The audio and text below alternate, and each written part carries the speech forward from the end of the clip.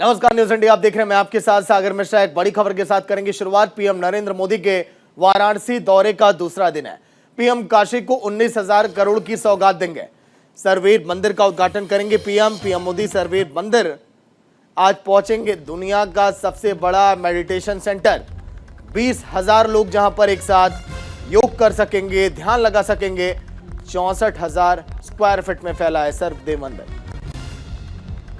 PM Vande Bharat express train को भी आज हरी झंडी दिखाएंगे। पीएम मोदी के वाराणसी दौरे का आज दूसरा दिन है। उमराह में नवनिर्मित सर्वेद महामंदिर का उद्घाटन करेंगे और महामंदिर के श्रद्धालुओं को भी संबोधित करेंगे। इसके बाद अपने संसदीय क्षेत्र के ग्रामीण इलाके सेवापुरी में विकसित भारत संकल्प यात्रा में भी हिस्सा लेंगे। पीएम करीब 19,150 करोड़ रुपए की विकास परियोजनाओं का लोकार्पण और शिलान्यास करेंगे। पीएम लगभग 10,900 करोड़ रुपए की लागत से निर्मित new Pandit Deendayal Upadhyay Nagar new Bhaupur dedicated front corridor परियोजना का उद्घाटन करेंगे। पीएम नया उद्घाटन यहां पर करेंगे और वाराणसी नई दिल्ली वंदे भारत एक्सप्रेस ट्रेन को हरी झंडी भी दिखाएंगे।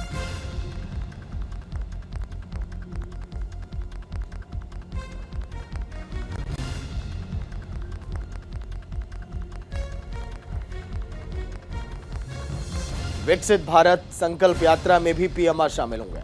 वाराणसी के दौरे का दूसरा दिन और कई बड़ी सौगातें आज मिलेंगी काशी वालों को। 19,000 करोड़ की सौगात, सर्वेद मंदिर का उद्घाटन, कई सारी खूबियां, कई सारी खासियत।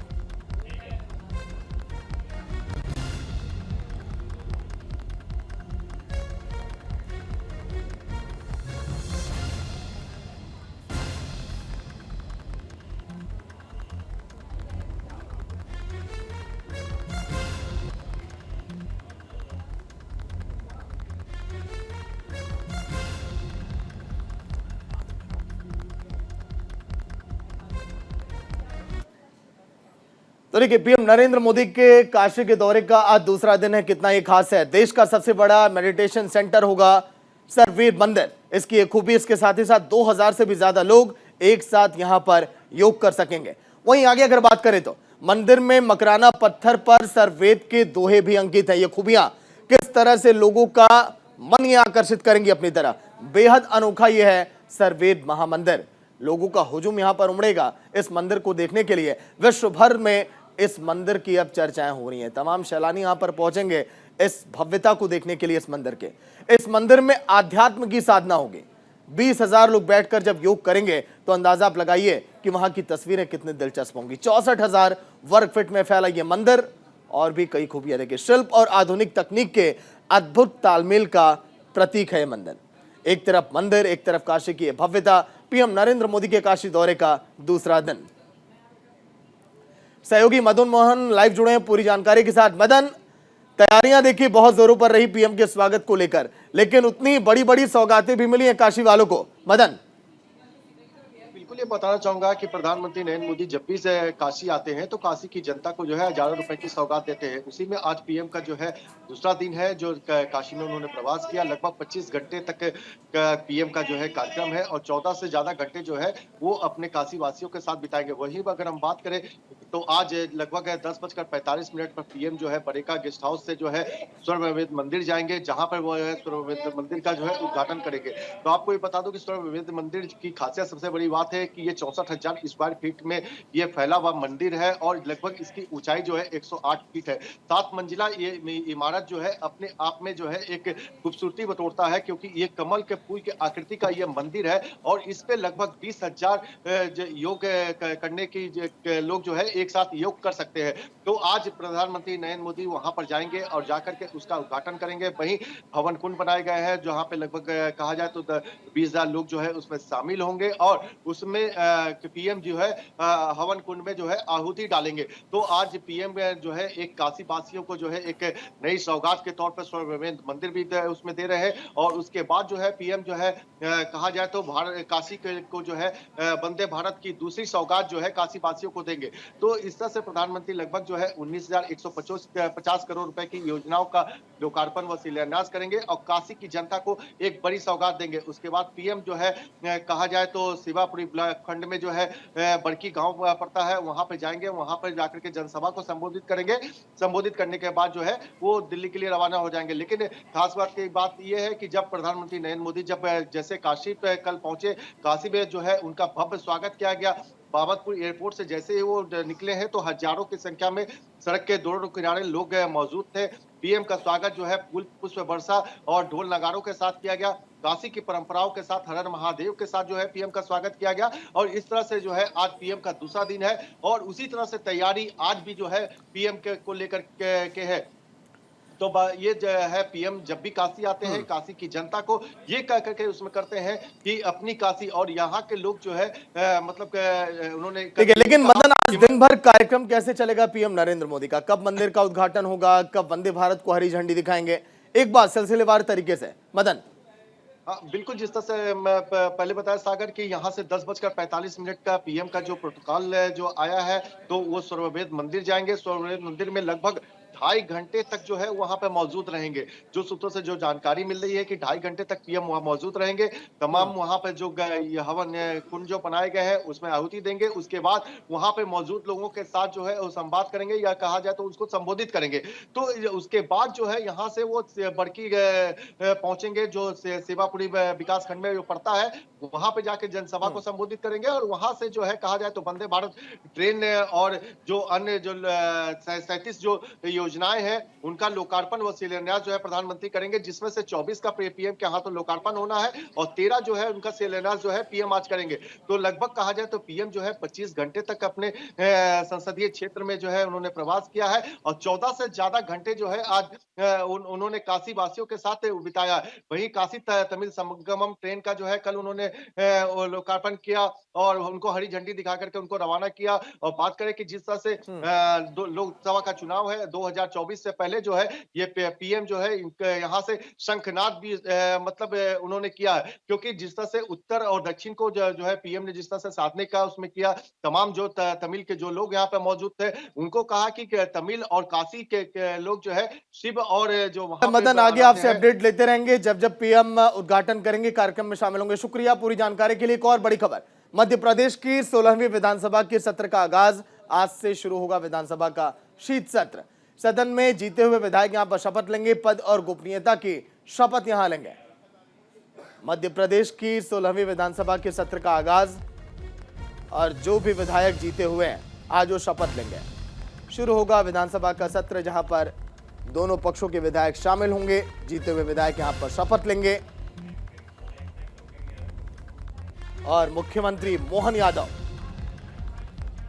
अब कमान संभाल रहे हैं मध्य प्रदेश की।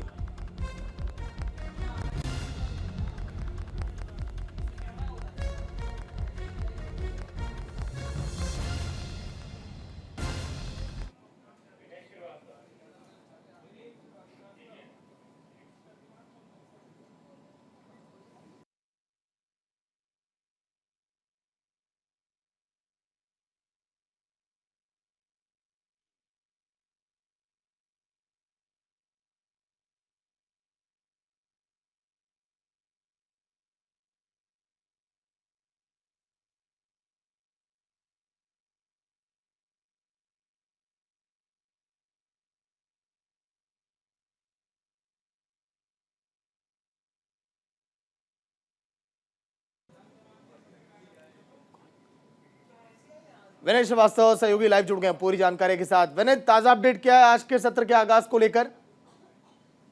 देखिए, बता दूं कि ये विशेष सत्र है और 16वीं विधानसभा के लिए विशेष सत्र आमंत्रित किया गया है।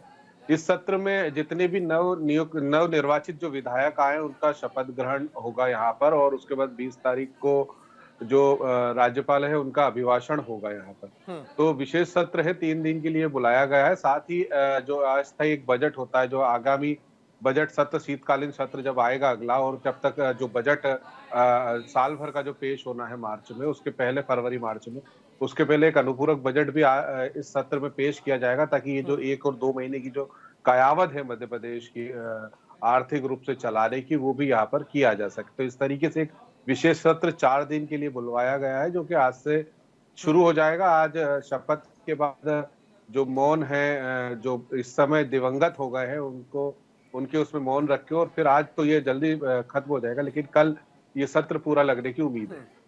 ठीक है, लेकिन विनीत, चर्चाएं इन 4 दिनों को विशेष सत्र में कौन कौन से मुद्दों पर हो सकती है, कुछ तो तैयार किया हो गया खाका सरकार ने? देखिए, मैं आपको बता दूं कि विशेष सत्र में राज्यपाल का अभिभाषण, उसके अलावा जो शपथ ग्रहण है वो, और जो बजट है उस पर, तो अभी नई नियुक्त सरकार हुए, तय बात है कि इतना ज्यादा कोई मुद्दा नहीं है। सिर्फ सरकार को ये है कि आगामी जो महीने आने वाले हैं, 1 या 2 महीने, उनमें सरकार को जो चलाना है प्रदेश को, उसके लिए जो बजट की आवश्यकता, उस बजट को सबसे बड़ी बात है कि इसमें पास करवा लिया जाए। चलिए, शुक्रिया विनीत पूरी जानकारी के लिए। वहीं एक और बड़ी खबर, आज से 3 राज्यों के दौरे पर राष्ट्रपति मुर्मू पश्चिम बंगाल, तेलंगाना और राजस्थान में कार्यक्रम है। राष्ट्रपति विभिन्न कार्यक्रमों में हिस्सा लेंगी। IIT खड़गपुर के दीक्षांत समारोह में शामिल होंगे। हैदराबाद पब्लिक स्कूल सोसाइटी समारोह में हिस्सा लेंगी। 23 दिसंबर को दौरे का आखिरी दिन है। आज से 23 दिसंबर तक मुर्मू राज्यों के दौरे पर हैं। 3 वो राज्य हैं। विभिन्न कार्यक्रमों में हिस्सा। राष्ट्रपति द्रौपदी मुर्मू का पश्चिम बंगाल, तेलंगाना, राजस्थान का दौरा। 18 दिसंबर को पश्चिम बंगाल में IIT खड़गपुर के 69वें दीक्षांत समारोह में भी हिस्सा लेंगे। उसके बाद तेलंगाना के सिकंदराबाद में राष्ट्रपति निलायम पहुंचेंगी।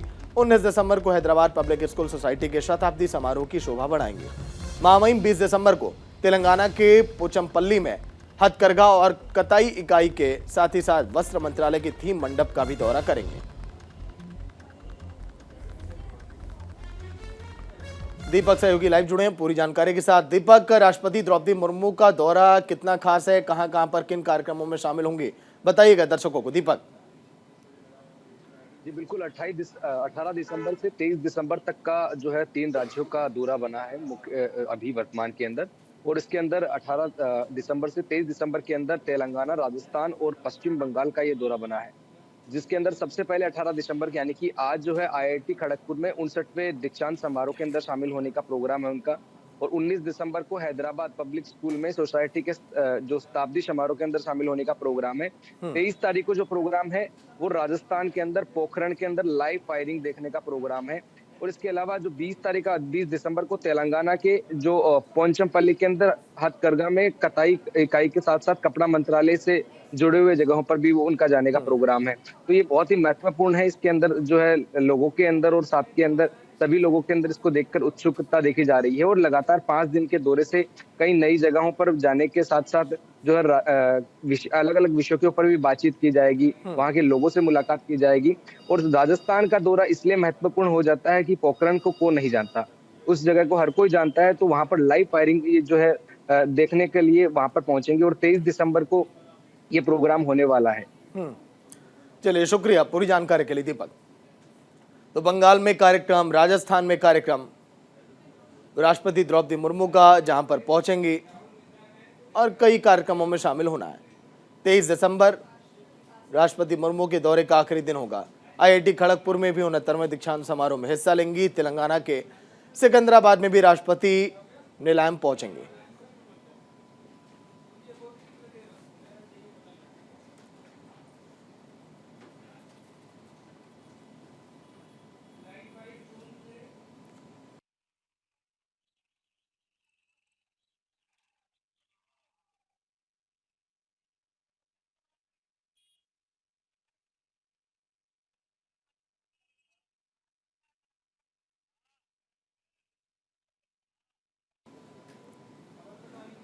तो 3 राज्यों के दौरे पर राष्ट्रपति द्रौपदी मुर्मू जहां पर कई कार्यक्रमों में हिस्सा लेंगी। 23 दिसंबर को इस दौरे का आखिरी दिन होगा।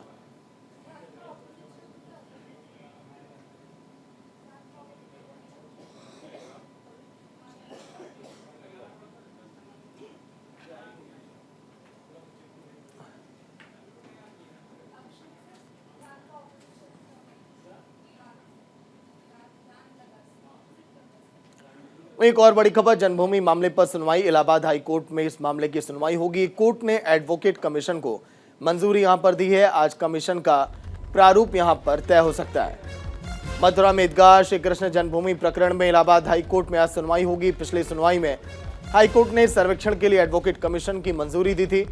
आज होने वाली सुनवाई में एडवोकेट कमीशन का प्रारूप और सर्वे का तरीका भी तय हो सकता है। सुनवाई में सर्वेक्षण के तरीके, एडवोकेट कमीशन में किन किन लोगों को शामिल किया जाएगा, उनके नामों को भी तय किए जाने की संभावना है। इलाहाबाद हाईकोर्ट के जस्टिस मयंक कुमार जैन की एकल पीठ श्री कृष्ण जन्मभूमि से सटे शाहीदगाह परिसर को मंदिर का हिस्सा बताए जाने से जुड़ी याचिकाओं पर सुनवाई कर रही है। इलाहाबाद हाईकोर्ट में आज मामले की सुनवाई। कुछ दिन पहले सुप्रीम कोर्ट ने सर्वे पर फिलहाल रोक लगाने से इनकार किया था, क्योंकि इलाहाबाद हाईकोर्ट ने उस पर फैसला सुना दिया था। ऐसे में अब मथुरा के लोगों की उम्मीदें अब जगी हैं। जिन लोगों ने जन्मभूमि के पक्ष में अपनी बातों को कहा था, आज कमीशन का प्रारूप तय हो सकता है। राहुल मिश्रा सहयोगी लाइव जुड़े हैं पूरी जानकारी के साथ। राहुल, आज सुनवाई को लेकर अपडेट क्या कुछ है, क्योंकि कुछ दिन पहले जब सुप्रीम कोर्ट की तरफ से एएसआई सर्वे पर रोक लगाने से इनकार किया गया था, तब तमाम खुशी की लहर थी, जो भी वहां पर हिंदुवादी थे। जी आपसे बता दें कि आज प्रयागराज में जो कमीशन की टीम बनाई जाएगी, उस टीम में गठित होगी कि कौन कौन सर्वे करेगा, कितने व्यक्ति जाकर के वहां सर्वे करेंगे। इसे देखते हुए कहीं कहीं जो हिंदू पक्ष के जो पक्ष है वो मजबूती से खड़ा हुआ दिखाई दे रहा है, और उसके बाद जो हिंदू है वो खुशी है कि कहीं ना कहीं जो कृष्ण जन्मभूमि के मामले का जो बहुत दिन से मामला चला जा रहा था, तो उसमें जो दूध का दूध पानी का पानी हाई कोर्ट ने किया। इससे हिंदू जो जितने हिंदू धर्म के लोग हैं, हिंदू मानने वाले जो कृष्ण भगवान राम भगवान को मानने वाले लोग पाक हैं, उनमें खुशी दिखाई दे रही है। आज ये टीम गठित होकर के हो सकता है कि जल्द से जल्द वहां पहुंच करके जांच कर दे। जी चलिए, शुक्रिया राहुल पूरी जानकारी के लिए। तो कई सारी जुड़ी याचिकाओं पर आज के दिन सुनवाई। इलाहाबाद हाईकोर्ट की तरफ से शाहीदगाह मस्जिद के सर्वेक्षण की याचिका पर सुनवाई आज के दिन होनी है। पहले भी कई मर्तबा सुनवाई हो चुकी है, लेकिन आगे जब तक सर्वे का काम जारी रहेगा, अभी और कितनी अड़चन आएगी ये भी देखने वाली बात होगी।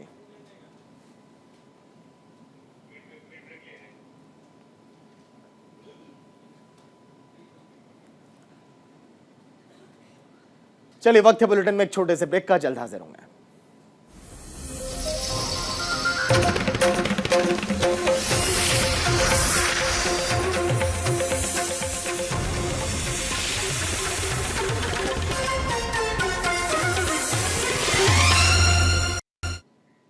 तो चलिए, ब्रेक के बाद आपका स्वागत। दिल्ली में कल यूपी कांग्रेस की बैठक है। यूपी कांग्रेस के नेता इस बैठक में हिस्सा लेंगे। केंद्रीय नेतृत्व के साथ ये बैठक होगी। मल्लिकार्जुन खड़गे इस बैठक में मौजूद होंगे। तो कल यूपी कांग्रेस की बैठक, जहां पर कई दिग्गज नेता कांग्रेस के शामिल होंगे और केंद्रीय नेतृत्व के साथ ये बैठक होगी। बैठक में चर्चा आने वाले चुनाव को लेकर भी और रणनीतियों को लेकर भी। सोनिया गांधी भी बैठक में शामिल होंगी। जातिगत समीकरण पर विस्तार से चर्चा यहां की जाएगी।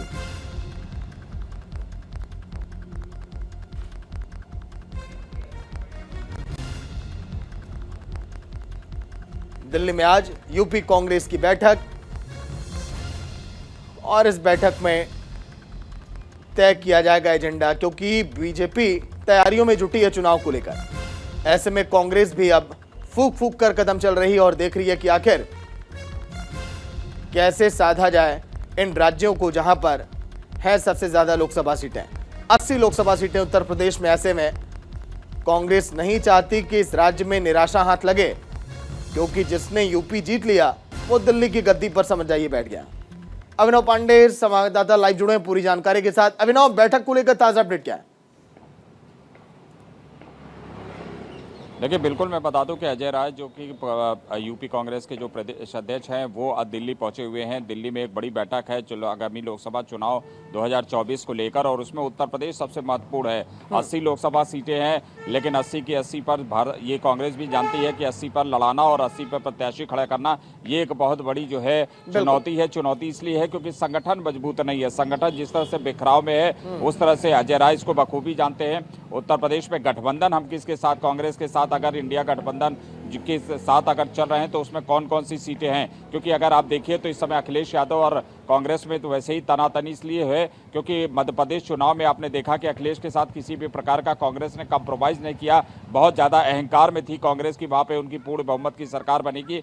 जो गठबंधन का जो रूल है, जो फॉर्मूला है, उस पर कांग्रेस ने, तो ऐसे में समाजवादी पार्टी जो है वो गठबंधन के साथ रहेगी या सीटें देगी या नहीं देगी, इस पर एक बड़ी चुनौती, कौन कौन सी सीटों पर हम चुनाव जो है गठबंधन के साथ लड़ सकते हैं, ये भी एक बड़ा प्रश्न होगा। इसके साथ साथ संगठन को कैसे उत्तर प्रदेश में मजबूत किया जाए, नई इकाई कैसे जोड़ी जाए, युवा को कैसे जोड़ा जाए, और पुराने जो वोटर हैं, जो कांग्रेसी हैं, जब भारतीय जनता पार्टी की जब गठन नहीं हुआ था उसके पहले जो पुराने कांग्रेसी हैं, उन लोगों के जरिए किस तरह से अपने जो है गांव देहात में कौन कौन सी जो है एक्सरसाइज की जाए। हालांकि आप ये जानते हैं कि अजय राय भी बखूबी जानते हैं कि समय बहुत ज़्यादा नहीं है, दिसंबर चल रहा है, जनवरी फरवरी में चुनाव की घोषणा हो सकती है, तो महज 2 महीने का है और उत्तर प्रदेश में कांग्रेस की हालत किसी से छुपी नहीं, संगठन पूरी तरह से यहाँ पर नील और जीरो बना हुआ है। जी, लेकिन अभिनव अगर बात करें, क्योंकि देखिए अभी 3 राज्यों में बीजेपी की जीत के बाद अब बीजेपी के हौसले बुलंद हैं, अभी से ही तैयारियों में जुट गई है बीजेपी। कांग्रेस को कुछ तो अलग करना पड़ेगा, यूपी नहीं अन्य राज्यों को भी कुछ उसी तरह से रणनीतियां बनानी हुई, तभी साथ पाएंगे हम 24 का चुनाव। देखिए उत्तर प्रदेश में अगर आप देखिए तो विधानसभा के जब चुनाव थे उस समय प्रियंका वाड्रा सबसे ज़्यादा सक्रिय दिखाई पड़ रही थी। उसके बाद लेकिन ये भारतीय जनता पार्टी बार बार आरोप लगा रही थी कि ये लोग पिकनिक मनाने के लिए आते हैं, जो गांधी परिवार है वो पिकनिक मनाने के लिए आता है, और शायद वही भी उनकी बातें जो है कहीं ना कहीं धरातल पर दिखाई, क्योंकि जैसे ही विधानसभा के चुनाव है उसके बाद से कांग्रेस पूरी तरह से यहाँ पर जीरो है। न तो कोई उनका बड़ा नेता, चाहे वो सोनिया गांधी, राहुल गांधी या प्रियंका वाड्रा, कोई भी यहाँ पर नहीं आया, कोई भी किसी भी प्रकार की यहाँ पर कोई रैली या कोई एक्सरसाइज की गई हो, पार्टी संगठन को लेकर एक्सरसाइज की गई हो। जो पर्यवेक्षक हैं उनके जो यहाँ पे ऑब्जर्वर है या उनका जो प्रभारी है वो भी यहाँ पर कभी नहीं दिखाई पड़ते हैं, कभी यहाँ पर किसी प्रकार का कोई नहीं है। ऐसी सूरत में भारतीय जनता पार्टी जहाँ 2019 के बाद से ही एक्सरसाइज यहाँ पर शुरू हो गई, उसका मिशन 350 प्लस का है और उत्तर प्रदेश में 80 की 80 लोकसभा सीटें जीतने का है, तो ऐसे में एक बहुत बड़ी चुनौती निश्चित तौर पर है। और ये चुनौती इतना आसान नहीं है कांग्रेस को, भारतीय जनता पार्टी को भेद पाना, क्योंकि कल प्रधानमंत्री 2 दिन के दौरे पर आज भी अब वाराणसी में है। मैसेज क्लियर दे रहे हैं वो सीधा पूर्वांचल को है कि मोदी पर ट्रस्ट करिए, मोदी है तो इसके बाद हर चीज मुमकिन है। तो इस तरह की जो स्लोगन है, एक्सरसाइजेज चल रही हैं उनकी, आपने देखा कि विधानसभा के बाद से ही जो है शुरू हो जाते हैं। तो पार्टी का जिस तरह से और 3 राज्यों में चुनाव के बाद हौसले वैसे ही हैं, तो एक बहुत बड़ी चुनौती अजय राय के लिए है, क्योंकि अजय राय को अपने आप को भी साबित करना है कि फायर ब्रांड नेता के तौर पर अजय राय जाने जाते हैं। वाराणसी के इर्द गिर्द में एक बहुत बड़ा प्रभाव है अजय राय ने अपना बना रखा है। ऐसे में पार्टी को किस स्टैंड पर लाते हैं, ये अजय राय के लिए बड़ी चुनौती। इसी को लेकर आज एक बड़ी बैठक कांग्रेस का। लेकिन अभिनव, आपने जब प्रियंका गांधी वाड्रा का जिक्र किया तो लड़की हूं लड़ सकती हूं जैसे स्लोगन लेकर आई थी सन 2019 के चुनाव में, कैसे महिलाओं को बढ़ चढ़कर आगे लाया जाए। उन्हें लगा कि महिला कार्ड हम खेलेंगे तो यूपी में सफल होंगे। इस बार तो कुछ अलग रणनीतियां होंगी, किसको साधेंगे पहले?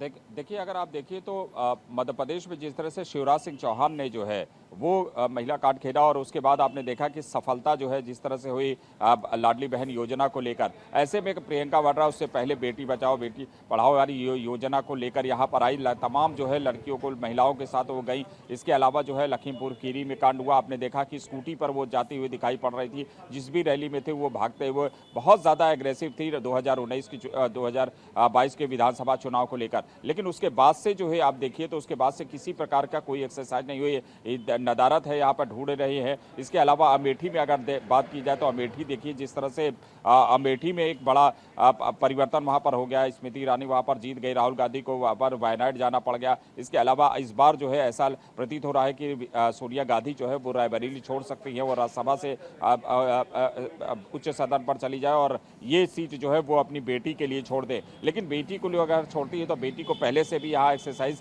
करनी पड़ेगी, यहाँ पर आकर जो है लोगों से मिलना, जनसंपर्क ये सब, लेकिन ये कहीं भी दिखाई नहीं पड़ रहा है। पूरे सन्नाटे में जो है कांग्रेस दिखाई पड़ रही है। लोकसभा चुनाव के जैसे महत्वपूर्ण उसके बाद भी जो है किसी प्रकार का कोई न तो यहाँ पे संगठन को लेकर कोई मजबूती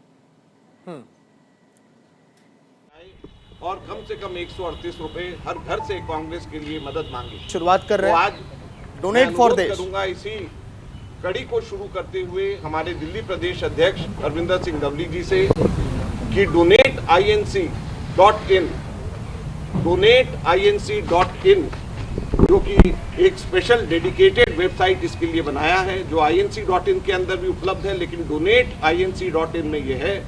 मैं लवली जी से अनुरोध करूंगा कि उस प्रक्रिया को शुरू करें और खरगे जी से, आज खरगे जी खुद वॉलंटरीली 1,38,000 रुपये कांग्रेस को दे रहे हैं, डोनेट कर रहे हैं, एक शुरुआत कर रहे हैं। और लवली जी से अनुरोध करूंगा कि वो अपने फ़ोन से, खड़गे जी के फ़ोन से 1,38,000 रुपये कांग्रेस को डोनेट करने की प्रक्रिया को शुरू करें।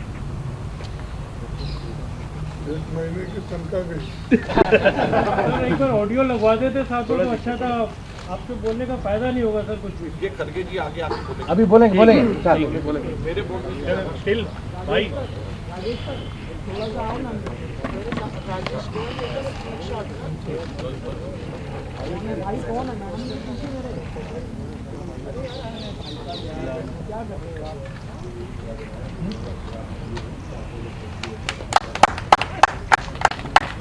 मैं अनुरोध करूंगा केसी वेणुगोपाल जी से कि वो सर्टिफिकेट 1,38,000 रुपये का एआईसीसी की तरफ से खड़गे जी को दे।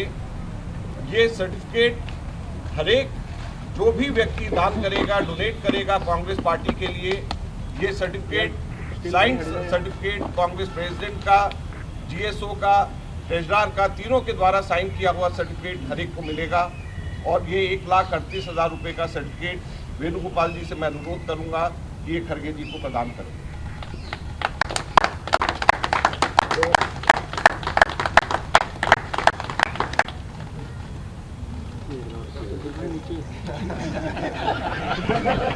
Saving certificate.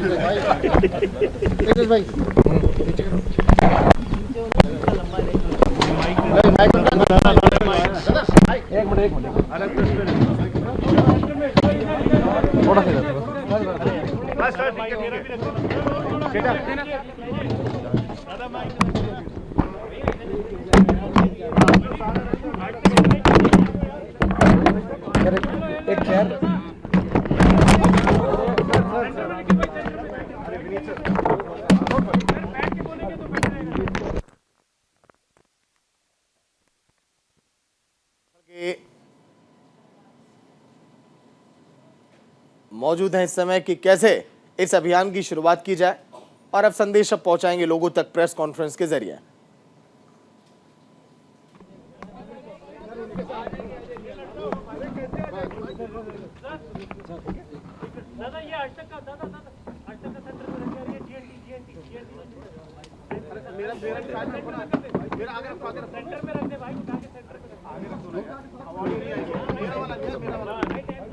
डोनेट फॉर देश, इस क्राउड फंडिंग का नाम, जिसके जरिए अब डोनेशन अब लोगों से अब कांग्रेस अब मांगेगी, आग्रह करेगी कि आखिर कैसे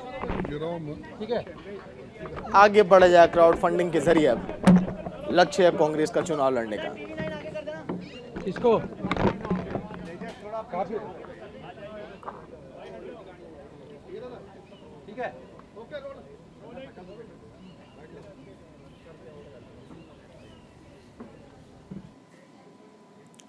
वही एक और बड़ी खबर, गिरावट के साथ खुला शेयर बाजार। 203 अंकों की गिरावट के साथ बाजार ये खुला है। आज खुलेंगे 3 नए आईपीओ। गिरावट के साथ शेयर बाजार खुला। 203 अंकों की गिरावट के साथ शेयर बाजार खुला है, बड़ी खबर। शेयर बाजार को लेकर सुबह सुबह हम आपको अपडेट करते हैं कि आखिर आज कैसा हाल है शेयर मार्केट का।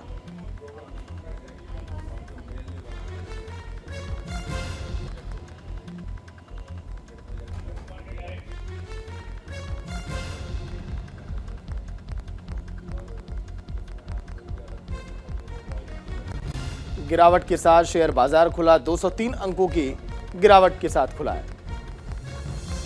उतार चढ़ाव हर दिन शेयर बाजार में इसी तरह से दिखाई देते हैं, लेकिन आज 3 नए आईपीओ भी खुलेंगे।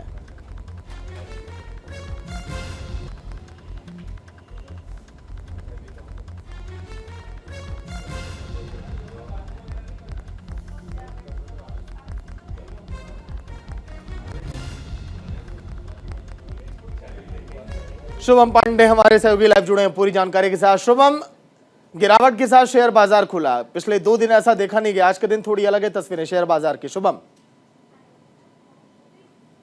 बिल्कुल, देखिए आज पहला दिन है सप्ताह की, सोमवार के दिन। पिछले हफ्ते कारोबार अच्छा रहा, सेंसेक्स में काफी उछाल देखने को मिला, निफ्टी भी काफी उछाल के साथ खुला था। कई दिन बाजारों में अच्छी शेयर मार्केट जिन्होंने इन्वेस्ट किए तो उनके पैसे मुनाफा हुए देखने को, लेकिन सबसे थोड़ी सी कमी देखने को मिल रही है। हालांकि पिछले हफ्ते ही जो शेयर एक्सपर्ट थे वो कह रहे थे कि मार्केट अच्छा होगा, इस महीने कारोबार अच्छा होने की उम्मीद, लेकिन आज पहला दिन है तो आज सेंसेक्स जो है वो कम स्तर पर खुला है, लेकिन उम्मीद जताई जा रही है कि अगले 2 से 3 मार्केट जो है बहुत अच्छा रहेगा, व्यापार करने के हिसाब से अच्छा रहेगा। तो उम्मीद जताई जा रही है कि बॉम्बे स्टॉक एक्सचेंज और नेशनल स्टॉक एक्सचेंज, इन दोनों में जिन्होंने शेयर्स लगाए हैं, जो शेयर जो पैसे इन्वेस्ट किए हैं, उनका व्यापार काफी अच्छा होने वाला जो है उम्मीद जताई गई है। ठीक है, जो 3 नए आईपीओ खोलेंगे उसको लेकर कोई जानकारी शुभम? बिल्कुल, देखिए 3 आईपीओ खुले हैं, इससे जो इन्वेस्टर्स हैं उन्हें काफी राहत होगी। वो अगर पैसे इन्वेस्ट करना चाहते हैं तो उनके लिए ऑप्शन हो जाता है। तो ऐसे में अब देखने वाली बात होगी कि आज के जो 3 आईपीओ खुले इसमें कितने जो लोग हैं वो इन्वेस्ट करते हैं, किस तरह से आईपीओ खरीदते हैं, क्योंकि बहुत सारे लोग आए दिन देखते हैं कि शेयर मार्केट में इन्वेस्ट करते हैं, पैसा इन्वेस्ट करते हैं ताकि उसका जो पैसा इन्वेस्ट है वो रिटर्न आए। तो ऐसे में 3 आईपीओ खुले, ये देखना होगा किस तरीके से कारगर साबित होता है। जी चलिए, शुक्रिया शुभम पूरी जानकारी के लिए। शेयर बाजार आज के दिन गिरावट के साथ खुला, 3 नए आईपीओ खुले और ऐसे में आज जो लोग शेयर बाजार में लगे रहते हैं उन्हें निराशा हाथ लगती है कि कुछ बेहतर हासिल होता है, ये भी अब देखने वाली बात होगी।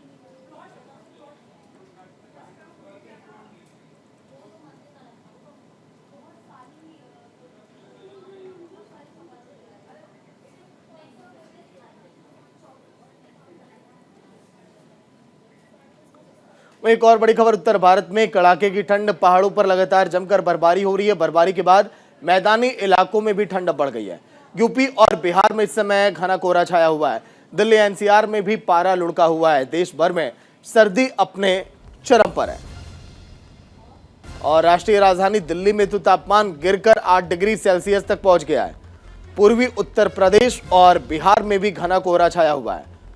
उधर दक्षिण के कई राज्यों में हल्की से मध्यम बारिश के आसार हैं, जबकि हिमाचल और उत्तराखंड के कई इलाकों में बर्फबारी की आशंका है। जम्मू कश्मीर के गुलमर्ग में भी भारी बर्फबारी हुई है।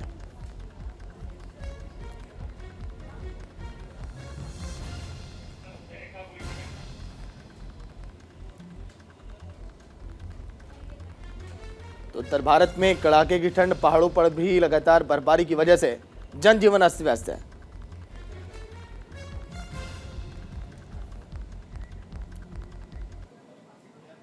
तो नरेंद्र ठाकुर सहयोगी लाइव जुड़ गए हैं पूरी जानकारी के साथ। नरेंद्र, एनसीआर में भी देखिए लगातार पारा में गिरावट दर्ज किया जा रहा है। सर्दी का सितम अभी रहेगा इसी तरह से जारी कुछ दिनों तक? कि जिस तरीके से पहाड़ी इलाकों में बर्फबारी हो रही है उसको देखते हुए जो दिल्ली एनसीआर में लगातार जो ठंड है वो बढ़ती नजर आ रही है। देर रात के करीब 10 बजे के बाद जो पारा है वो करीब 9 से 10 डिग्री सेल्सियस हो जाता है और जो सुबह के करीब में करीब 8 से 7 डिग्री सेल्सियस नापा जा रहा है दिल्ली एनसीआर में। और लगातार जिस तरीके से बर्फबारी हो रही है, बर्फबारी के चलते जो अब ये हवा जो चल रही है सुबह के वक्त में वो काफी ठंडी चल रही है और लोगों को काफी इस समय परेशानी हो रही है। और साथ के साथ अगर बात करें नोएडा और ग्रेटर नोएडा के ग्रामीण इलाकों में, वहां पे सुबह सुबह कोहरा देखने को मिल रहा है। अगर यमुना एक्सप्रेस वे की बात करें तो वहां पे घना कोहरा देखने को सुबह सुबह मिल रहा है। तो कहीं ना कहीं अब जो सर्दी का जो सितम है वो बढ़ता नजर आ रहा है। अब लोगों को जो पहले जो लापरवाही कर रहे थे, अब सचेत होकर सुबह घर से निकलना होगा, या देर रात्रि अगर ड्राइविंग कर रहे हैं, अगर कहीं लंबे सफर पर जा रहे हैं तो अब उनको उस पर विराम लगाना होगा। जी सागर। नरेंद्र, दिन भर एनसीआर में आप एक्टिव रहते हैं, हर साल तस्वीरें आप देख पाते हैं। प्रशासनिक तैयारियां किस तरह से की गई हैं ठंड को लेकर? गरीबों को हम बात करें, जो लोग फुटपाथों पर सोते हैं। नरेंद्र। बिल्कुल, देखिए सागर, अगर बात करें नोएडा, ग्रेटर नोएडा और दिल्ली में लगातार जो जिला प्रशासन है और ग्रेटर नोएडा या नोएडा प्राधिकरण की बात कर ले तो रेन बसेरे गरीब लोगों के लिए बनाए गए हैं। क्योंकि जो गरीब लोग हैं वो आप देर रात्रि में देखा होगा कि फुट ओवर ब्रिज पर सोते हैं, साइड में फुटपाथ पर सोते हैं। अब क्योंकि ठंड का सितम काफी बढ़ चुका है, उसी के चलते, क्योंकि हर साल प्रशासन द्वारा रेन बसेरे बनाए जाते हैं गरीब लोगों के लिए, तो वो रेन बसेरों की तैयारियां पूरी कर ली गई हैं। लोगों के लिए, महिलाओं के लिए भी अलग से रेन बसेरा बनाया गया है और जो पुरुष हैं उनके लिए भी रेन बसेरा बनाया गया है अलग से। तो उनकी पूरे सोने के लिए व्यवस्था कर ली गई है और उसमें देखने को साफ तौर पे यही मिल रहा है कि गद्दे से लेकर रजाई वगैरह, ब्लैंकेट वगैरह सब प्रशासन ने पूरी तरह से उसमें रख दिए हैं। और जो लोग हैं जो रोडों पर सोते थे, जिनको जगह नहीं मिलती सोने के लिए, वो लोग रेन बसेरे में आकर सो सकते हैं। जी ठीक है, लेकिन नरेंद्र, कहा यह जाता है कि मकर संक्रांति का अवसर जब आता है ठंड जो है तब तक थोड़ी सी गिरने लगती है। इस बार कब तक रहने के आसार हैं? बिल्कुल, देखिए सागर, लगातार जिस तरीके से पहाड़ी इलाके में बर्फबारी हो रही है और बर्फबारी के चलते जो ये ठंड पूरे उत्तर भारत में देखने को मिल रही है, तो कहीं ना कहीं इस बार ये लग रहा है कि जो जनवरी का पूरा एंड का महीना है, जब तक ठंड अपना पूरा प्रकोप दिखाएगी, क्योंकि लगातार अभी फॉग भी स्टार्ट नहीं हुआ, धीरे धीरे फॉग होना स्टार्ट हुआ है ग्रामीण इलाकों में। तो अब जिस तरीके से पिछले साल फॉग देखने को मिला था, काफी बेहद खराब स्थिति थी, क्योंकि लोग सुबह जब निकल रहे थे तो करीब 9-9, 10-10 बजे तक फॉग देखने को मिला। तो अब कहीं ना कहीं अब देखने वाली बात होगी कि मकर संक्रांति जैसी आती है उसके बाद, क्योंकि ठंड कम होती है, पर इस बार आसार यही दिखाई दे रहे हैं कि लगातार क्योंकि बर्फबारी हो रही है, उसके चलते कहीं ना कहीं अब ये जो ठंड है वो जनवरी के एंड तक जाएगी। जी चलिए, शुक्रिया नरेंद्र पूरी जानकारी के लिए।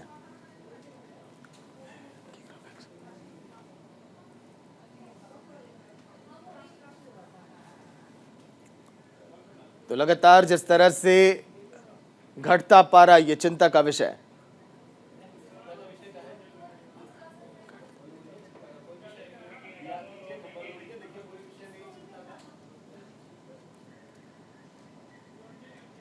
तो चलिए आपको दिखाते हैं कि आखिर किस तरह से, देखिए पहाड़ों पर ये बर्फबारी जारी है। बिहार के कई जिलों में पारा 10 डिग्री के नीचे पहुंच चुका है।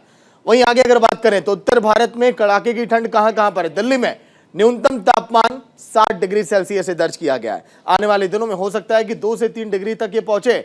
मौसम के वैज्ञानिक ये भी कह रहे हैं कि 1 डिग्री तक तापमान जा सकता है। बिहार में पारा दिन प्रतिदिन यहां पर लुढ़क रहा है और लोगों की चिंताएं लगातार बढ़ रही हैं। वहीं आगे अगर बात करें तो कई ऐसे जिले हैं जहां पर देखिए पारा 10 डिग्री के नीचे जा चुका है।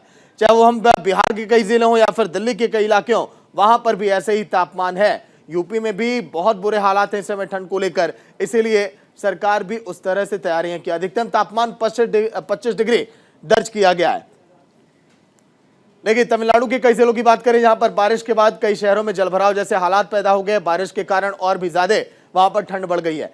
4 जिलों में स्कूल और कॉलेज की छुट्टियां कर दी गई हैं ताकि लोगों को राहत मिले। बच्चे जो हैं वहां पर घरों में कैद रहे। वहीं देखिए तिरुनेलवेली, थुथुकड़ी, कन्याकुमारी और तेनकासी में भी हालात ऐसे हैं। निजी संस्थानों और बैंकों और वित्तीय संस्थानों के लिए भी छुट्टी की घोषणा कर दी गई, क्योंकि तमिलनाडु में ठंड इस कदर है कि हम बात करें तो दफ्तरों की भी छुट्टी कर दी गई। तमिलनाडु सरकार ने बारिश की वजह से फैसला ये लिया है। ठंड और बारिश की वजह से लगातार वहां पर दिक्कत लोगों की बढ़ी है।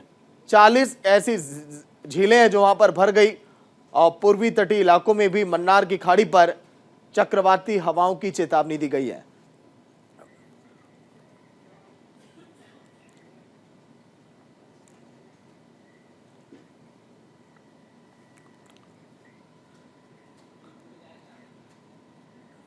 वहीं एक और बड़ी खबर, पहले वनडे में भारत की शानदार जीत, साउथ अफ्रीका को 8 विकेट से भारत ने हरा दिया है। श्रेयस अय्यर और सुदर्शन की 50, अर्शदीप ने 5 विकेट झटके, आवेश खान को भी 4 विकेट मिले। वनडे सीरीज का पहला मुकाबला साउथ अफ्रीका को 8 विकेट से हराया भारत ने। साउथ अफ्रीका की टीम महज केवल 116 रन पर समट गई 27.3 ओवर में। अर्शदीप को 5 और आवेश खान को 4 विकेट मिले। 117 रन बनाकर भारत ने बड़े आसानी से इस मैच को जीत लिया। 16.4 ओवर में बड़ी जीत है। श्रेयस अय्यर 52 रन, डेब्यू करने वाले साई सुदर्शन ने सबसे ज्यादा 55 रन बनाए। डेब्यू मैच में ही 55 रनों की पारी खेली है।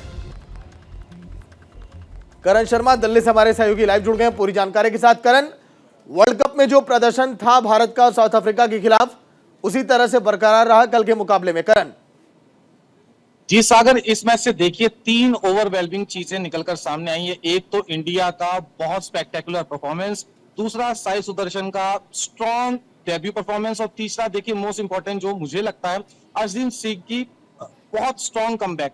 देखिए अर्शदीप सिंह को जब हम T20 सीरीज के अंदर परफॉर्म करता देख रहे थे, वो परफॉर्मेंस उनके सामने नहीं निकल कर आ रही थी, लेकिन वहीं जब ODI में उनको मौका दिया गया तो उन्होंने इतनी अच्छी परफॉर्मेंस करके दिखाई, शायद ही और कोई बॉलर इतना अच्छा परफॉर्म कर पाता। एक चीज और हमें समझनी पड़ेगी सागर, जो T20 सीरीज की साउथ अफ्रीका की टीम थी, लगभग 70 to 80% उसी टीम को कैरी फॉरवर्ड किया गया है ODI के अंदर भी।